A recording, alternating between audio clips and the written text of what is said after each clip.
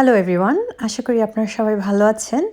আজকে আমি একটা রেসিপি নিয়ে এসেছি। এটা হচ্ছে কোকোনাট দিয়ে ডিজার্ট। ইনগ্রিডিয়েন্টগুলো দেখিয়ে দিচ্ছি। সবচেয়ে প্রথমে নিয়েছি কটেজ চিজ, ক্রিমড, কোকোনাট নিয়েছি, শেয়ার্ড কোকোনাট, সেটা প্যাকেটেই পাওয়া যায়। থিক অ্যান্ড ক্রিম নিয়েছি 600 ml, কন্ডেন্স মিল্ক নিয়েছি।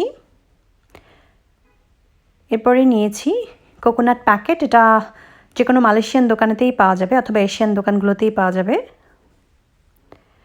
এরপরে আমি প্যাকেটের কোকোনাটটাকে একটু ছেঁকে নিচ্ছি জুসগুলো একটু আলাদা করার জন্য, কারণ এটা যেহেতু একটু প্রিজারভেটিভ করা থাকে, আমি এখানে এই জুসগুলো ইউজ করব না। এখন আমি এই জুসগুলো ছাঁকনির সাহায্যে আলাদা করার পরে শুধুমাত্র যে কোকোনাট পার্টটা সেটা আমি একটা বাটির মধ্যে আলাদা করে নিচ্ছি এবং বাটির মধ্যে সবগুলো ইনগ্রিডিয়েন্টের সাথে শুধুমাত্র এটাকেই মিক্স করব। আপনারা চাইলে অন্যান্য ফ্রুটও ইউজ করতে পারেন।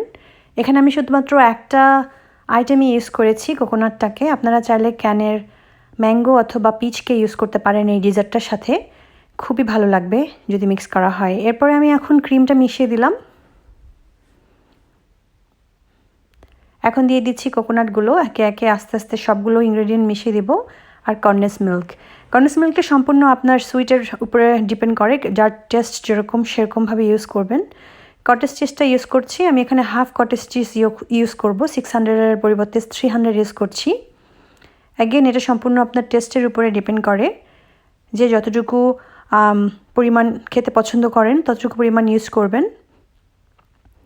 এই ডিজার্টটা বানানোর সবচেয়ে ইম্পর্ট্যান্ট পার্ট হচ্ছে মিক্স করা। যত বেশি মিক্স করবেন তত বেশি খেতে ভালো লাগবে। ডিজার্টটা বানানো হয়ে গেছে, আমি এখন একটা বাটিতে সার্ভ করে নিচ্ছি। এটা বানাতে আমার মাত্র 2 to 3 মিনিটস লেগেছে।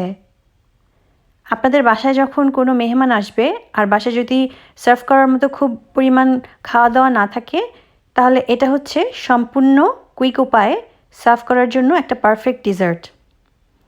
ভিডিওটা যদি ভালো লেগে থাকে প্লিজ আমার চ্যানেলকে শেয়ার, সাবস্ক্রাইব এবং লাইক দিবেন।